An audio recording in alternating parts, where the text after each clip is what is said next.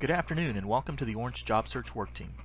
My name is Ben Claper and I'm a senior business analyst with extensive experience in successfully employing technological change and improvements at the enterprise level. And today I'm going to present on how to make people like you.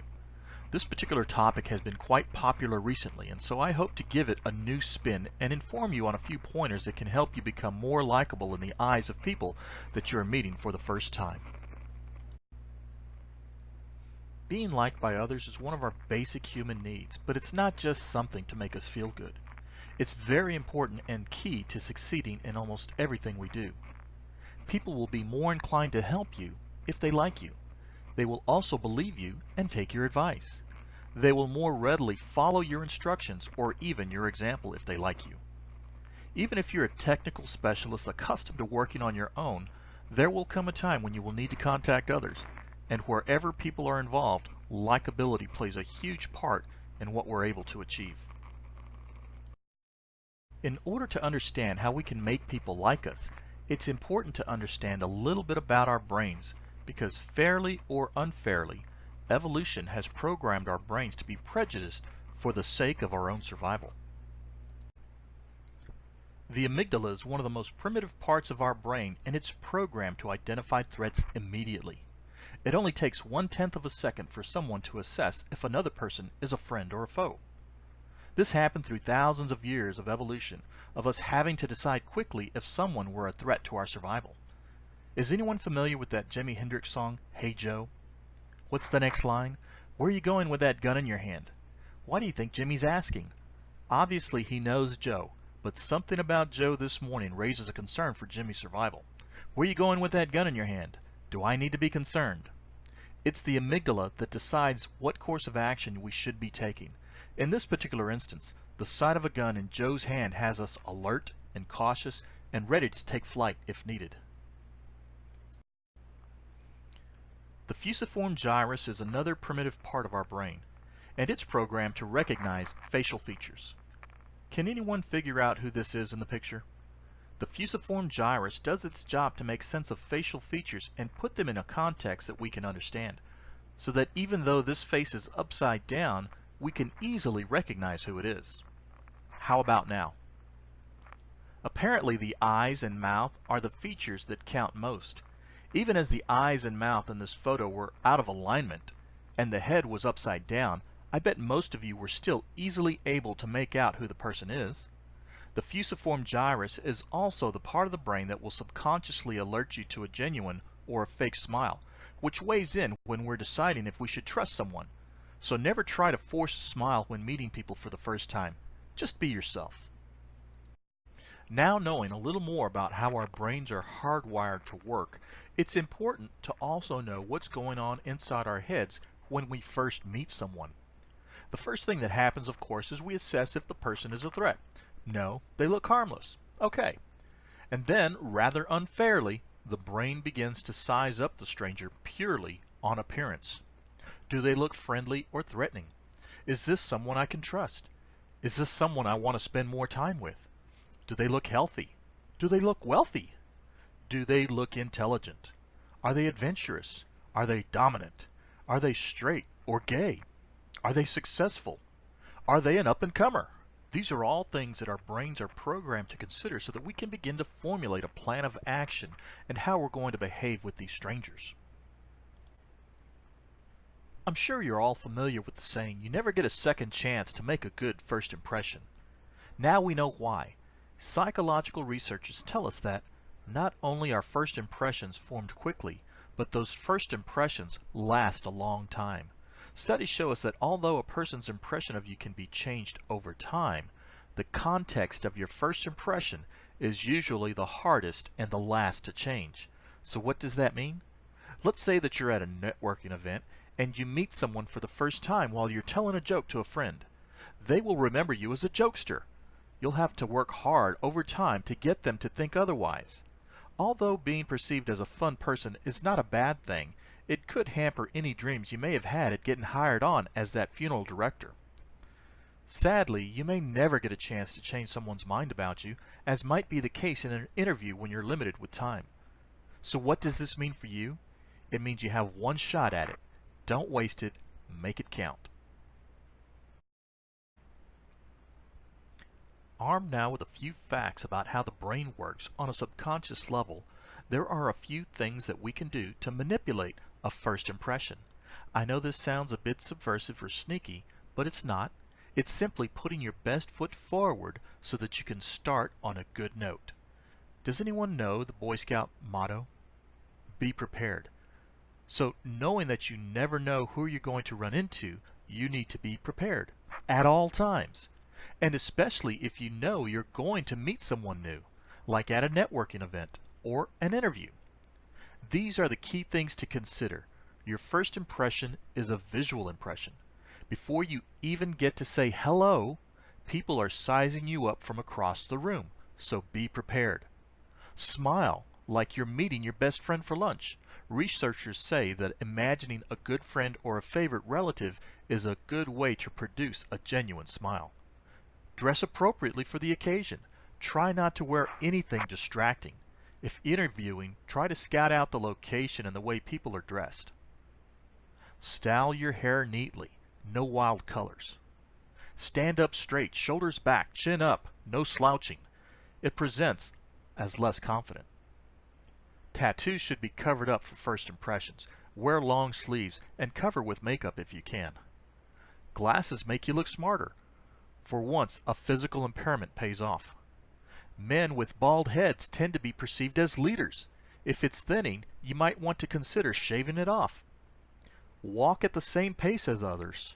Too fast or too slow is viewed as less intelligent.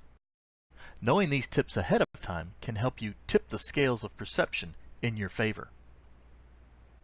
So you've been spotted and your first 7 seconds are gone. Hope you were prepared. Now what?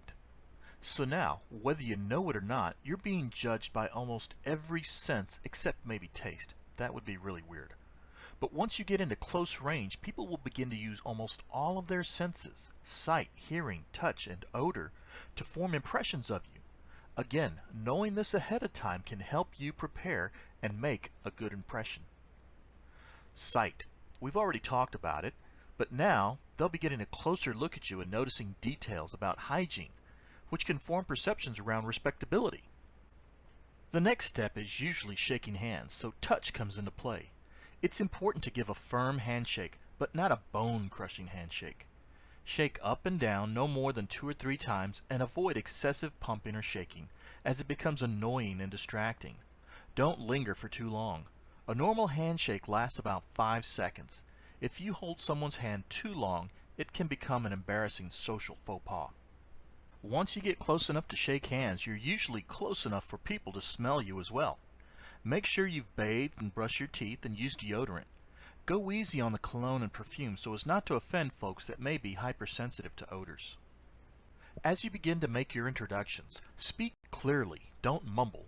Use a pleasant tone of voice and speak loud enough to be heard for the environment that you're in. Mumbling and speaking too softly leave the perception of weakness and lack of confidence.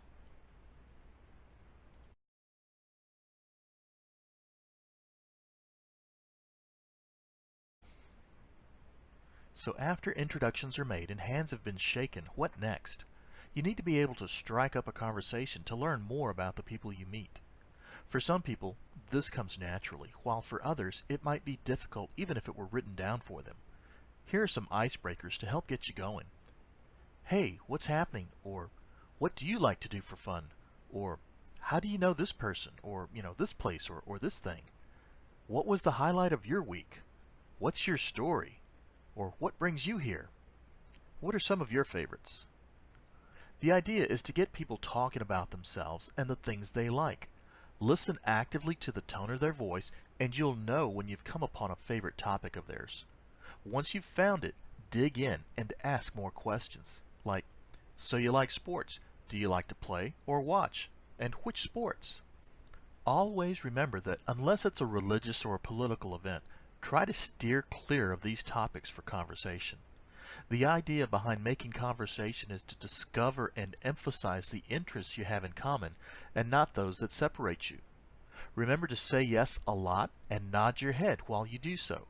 This will signal to them that you're all on the same wavelength, so to speak.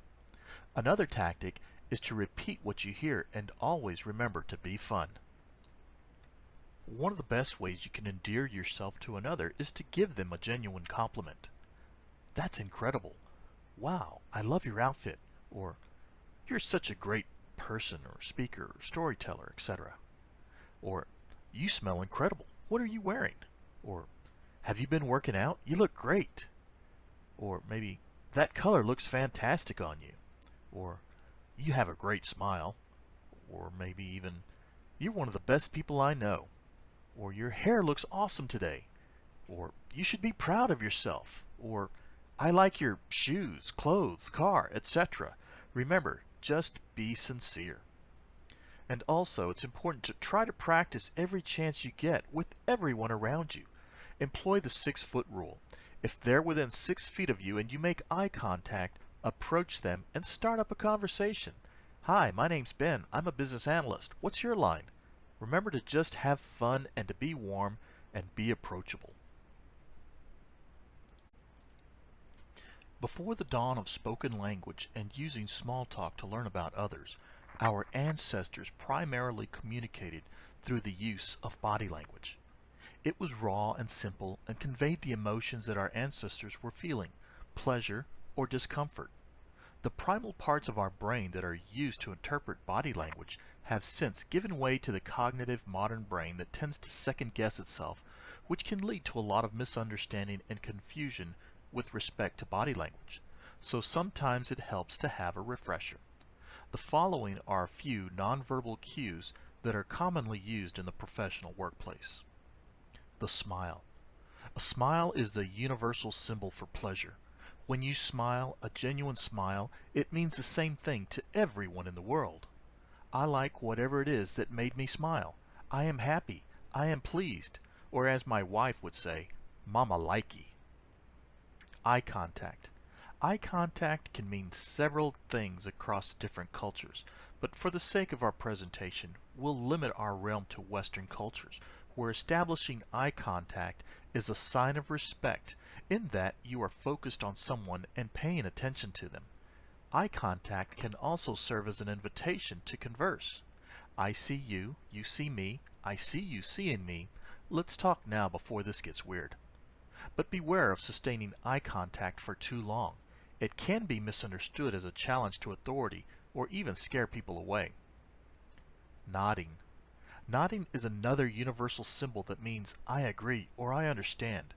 If you nod a lot during a conversation with someone, it will let them know that you understand what they are communicating. The handshake. The handshake is a universal symbol of reciprocity. In ancient times it was used to broker peace, and still is today. How many times have you heard a father tell his children, "Y'all shake on it"? In modern, less violent times, the handshake is also a formal agreement to reciprocate civility. But body language-wise, it can indicate more about a person's character than they may be willing to civilly admit, like denoting strength or weakness of character, or a person's level of trustworthiness or deceitfulness. Therefore, it's always important to give a good, firm handshake when meeting or greeting someone. Posture. Posture is another way people can subconsciously speak to their character. Good posture reflects confidence and strength, while bad posture reflects poor self-image and negative feelings. Remember, one of the ways to get people to trust us is to show them that we trust them and are not fearful of them. Bad posture begs to be left alone and not confronted. Mirroring. Mirroring of body language shows that you're of a similar mind and feeling. Mirroring is usually a good thing when the behaviors being mirrored are positive body language. Pointing your feet. Pointing your feet at someone is an indication that they have your attention. If you want to make someone feel special, give them your attention, but just remember that in the back of their mind they're watching your body language cues to give you away. If you're truly interested, there's no problem then. However, if you're not sincere, your body language will likely give you away and ruin the trust that you may be trying to build. Open your heart. When we say open your heart, we mean to expose your chest to your audience. On a primal level, this is a symbol of trust that you are exposing a very vulnerable part of your body to them. It means you trust them to do you no harm, and therefore they should trust you as well. Lean in. The lean in is a subtle gesture done properly from the waist that signifies that you're actively listening and giving your full attention.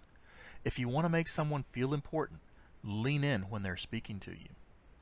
And finally, hand gestures.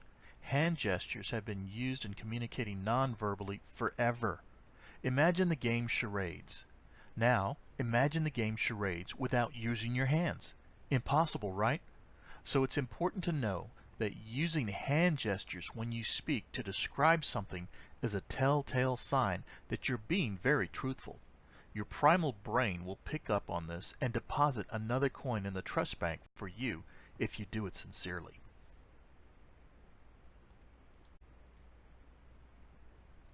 Let's talk about a few myths that exist about meeting people for the first time and trying to get them to like you. Let's face it, sometimes it wasn't meant to be that they like you or you like them, and it's in these types of cases that these three myths are dispelled. Myth number 1. Always aim for harmony. Although this is a lofty goal, it's not always possible. So don't be afraid to set boundaries that define the type of language and behavior that you find acceptable. Coming straight out and saying, "I don't appreciate what you just did or said. Please don't ever do it in front of me again," will not only set the boundaries of what you deem acceptable, but many times it will also garner respect. Myth number 2. Always avoid disagreement. Sometimes your fundamental beliefs and values cannot be compromised. It's in cases like this that it's best to just agree to disagree and try to move past it and move on. Myth number 3. Fake it till you make it. Now this works in body language and confidence, but not in the truth. Never misrepresent facts or accomplishments about yourself. Like, "I went to a small private school and graduated 12th in my class out of 13. Or, "My uncle runs General Electric appliances in his household." People will always find out the truth sooner or later, so it's best never to misrepresent yourself.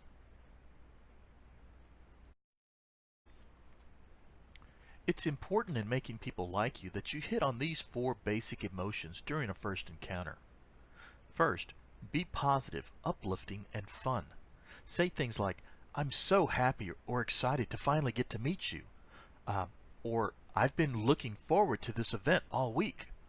People want to surround themselves with fun and upbeat people, so be that when you first meet them. Secondly, gain trust. Make yourself vulnerable. Say things to them like, "Can I tell you a secret?" or "Can I admit something to you?" And don't judge. Also, keep your word and communicate openly. Say things to them like, "Can I speak candidly?" or "To be honest." And be relaxed and be consistent in your message. Your body language has to be aligned with your verbal communications.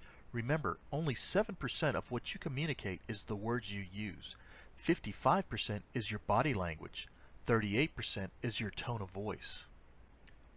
In order to gain someone's trust, you have to be believable. Therefore, your message needs to be in line with your body language. Thirdly, garner respect. Show respect to gain respect.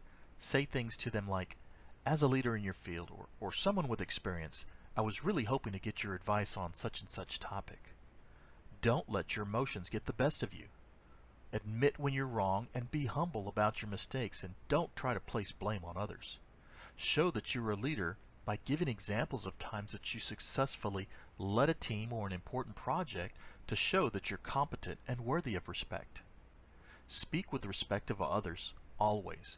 When people hear you speaking respectfully of others, they will tend to reciprocate the respect that you extend. You get what you sow. Lastly, show genuine interest in the other person. Say their name throughout your conversation with them. Ask questions. Acknowledge special events in people's lives. You can do this by looking around the room for any trophies, awards, certificates, or diplomas. If they're showing it off, it means something to them and is worth you noting it. Before I let you go, I just wanted to recap some of the key points for you to remember about how to make people like you.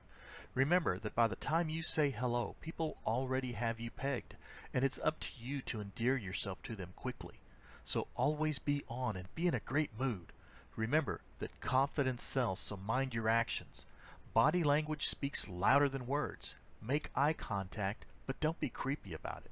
Smile a lot, but be genuine. Give good handshakes. Practice good posture. Lean in when you're talking to someone and open your heart. Don't cross your arms. Point your feet toward the person that you're speaking to and mirror their body language, but don't be obvious about it. Remember to always speak nicely of others and show respect. Emphasize your common interests and shared values, and act like you like the other person. Display a sense of humor, but do it appropriately, and let them talk about themselves. Remember, if you can make them smile a genuine smile and laugh a little bit, then you're doing something right, and just keep doing that.